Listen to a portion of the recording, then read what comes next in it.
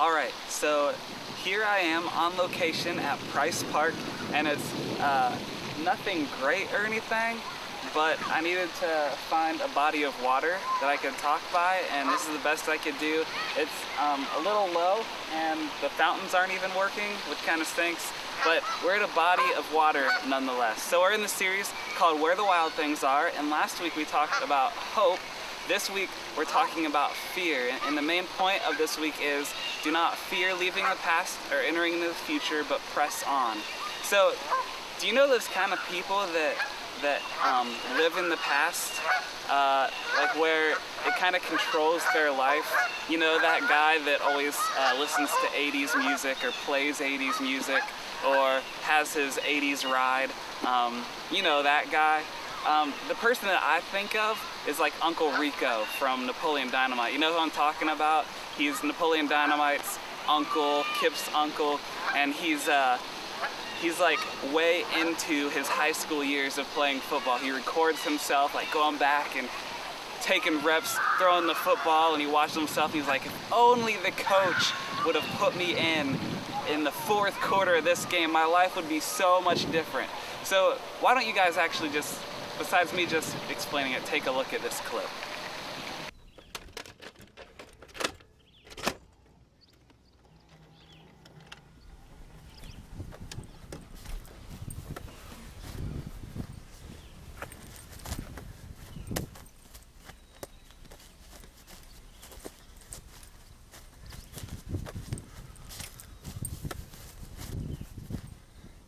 Hey, so what do you think?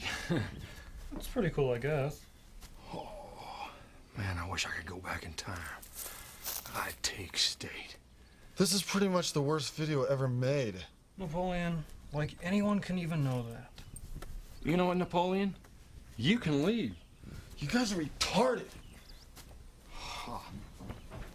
Hey, check that out.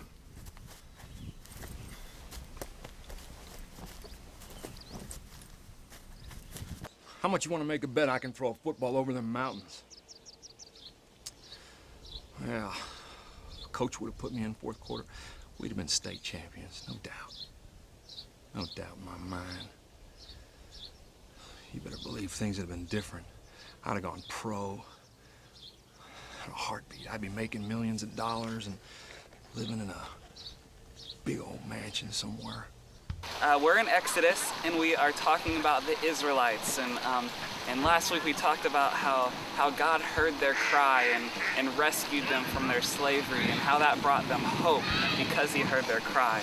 And so we're gonna pick up in this place where like Moses tells God to go to Pharaoh and ask him to let his people go. So he goes there, and Pharaoh won't let his people go. So like God like gives the Egyptians all these plagues, like there's locusts and frogs, and he turns the water to blood, and it's all these things. And finally Pharaoh's like, okay, I'll let them go because this is not good for me, and I just need these people out of my hair.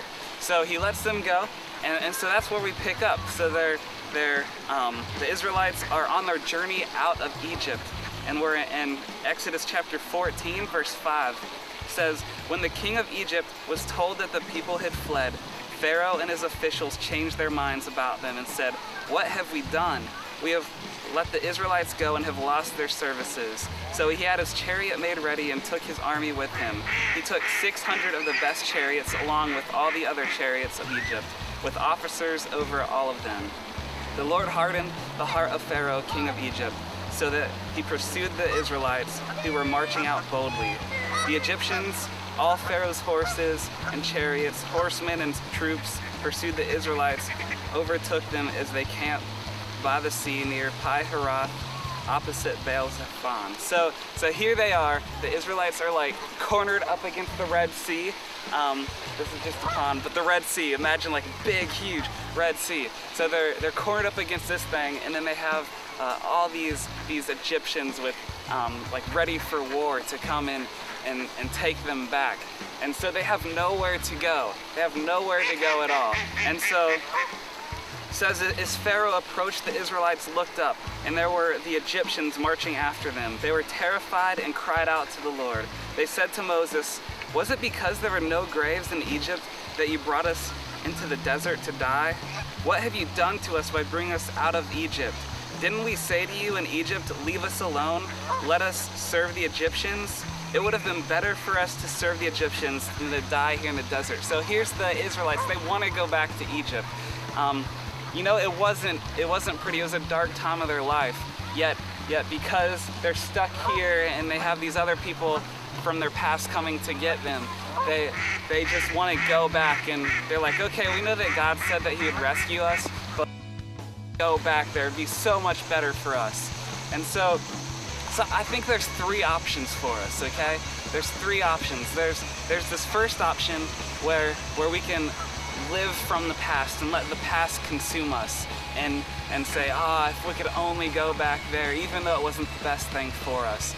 Or there's this other option. The second option would be that there's this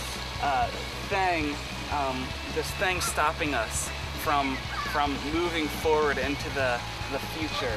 And then there's this third option, okay? And here's the third option. Moses answered the people, "Do not be afraid. Stand firm, and you will see the deliverance the Lord will bring you today. The Egyptians you see today, you will never see again. The Lord will fight for you. You need only to be still." Wow. There's a girl chasing a goose over there. Okay, so it says that the only thing you need to do is be still and let God deliver you.